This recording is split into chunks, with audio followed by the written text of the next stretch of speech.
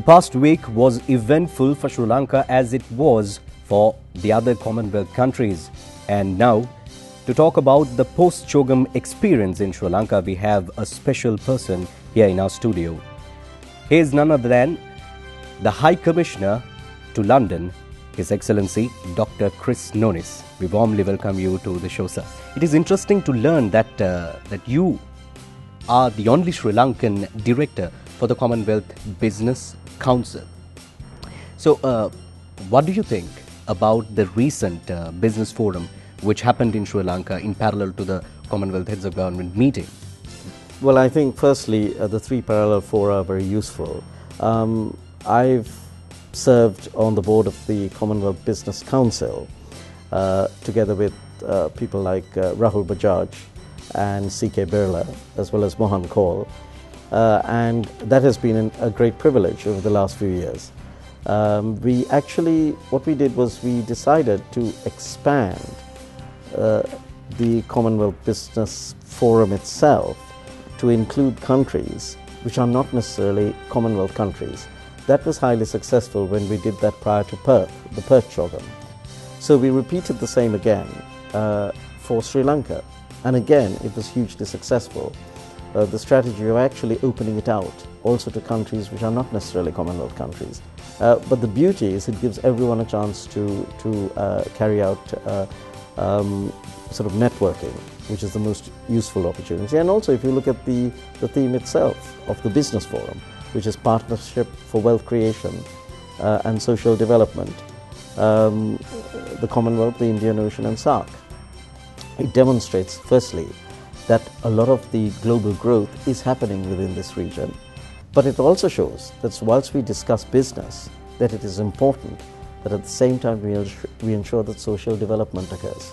So I think having hosted the Business Forum, having held from a Commonwealth Business Council's perspective in London, having held the Commonwealth Business Forum here, I feel extremely proud that I have been a director of the Commonwealth Business Council during the time of hosting the Business Forum here, and that we brought the Business Forum to Sri Lanka, and also that we had the highest number of delegates that we have ever had from a Commonwealth Business Forum in the past.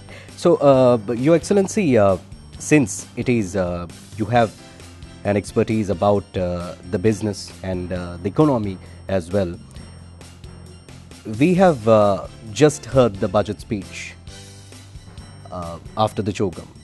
So what is your thoughts about the budget? Well, I've only just attended the budget speech just a few hours ago, and my understanding from what was said in the budget is that they're aiming for a GDP growth of between 7 to 8% over the next 2 years, and that together with if inflation is contained at the 5 to 6%, I think augurs well for Sri Lanka. At the same time, the budget deficit, I understand, was 5.8%, and the aim is to reduce that to a lesser amount, 4.2%, and then 3.8% by 2016. And I think that together with, if we also achieve a reduction in the debt to GDP ratio of less than 65%, which is what they're aiming for, I think that augurs well for Sri Lanka. From a perspective of the budget itself, it's a development-oriented budget. It's very much in consonance with His Excellency Mahinda Rajapaksa's Mahinda Chintana, which is about proper growth and growth with equity. There has been a strong emphasis on a lot of the sectors which are the backbone of the economy, the agricultural sector, for example. But at the same time, I was interested to see that there's also an equally strong emphasis on technology such as ICT, as well as a strong emphasis on healthcare and education at primary, secondary and tertiary level. Because I believe that if we are, now we're 4 years post-conflict, if we are to make that transition from developing to developed nation, then it is imperative that we also have a knowledge-driven economy. Dr. Nonis is involved with the Commonwealth for the past 25 years, if I'm not mistaken. So now we have achieved that success by holding Chogm 2013. How do you look at your journey and how do you look at Commonwealth at large?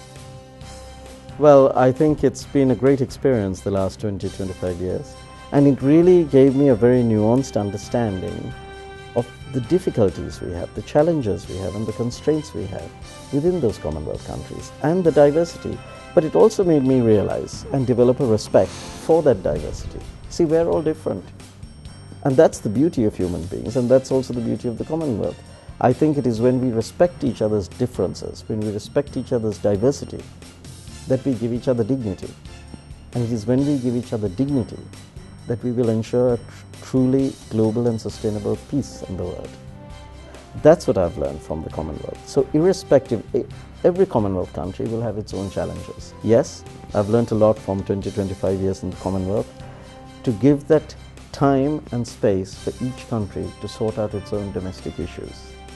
So that, I think that's something I've learned. And finally, I would say my last few words would be, I, not only as someone who's been involved with Commonwealth, but more importantly, as a Sri Lankan, I'm extremely proud that we hosted the Chogm 2013 in Sri Lanka, because it is high time that the world looked at us, understood us, and it's wonderful that so many people came to our country, not only heads, foreign ministers, delegations, and the press, because I think we deserve that. What we are saying to the world is, we are a very decent group of people, and we deserve to give peace a chance. So, Your Excellency, that was a great pleasure to have you on Phase On, and many thanks once again for joining us, and we wish you all the best in your future endeavors. Thank you very much. Thank you.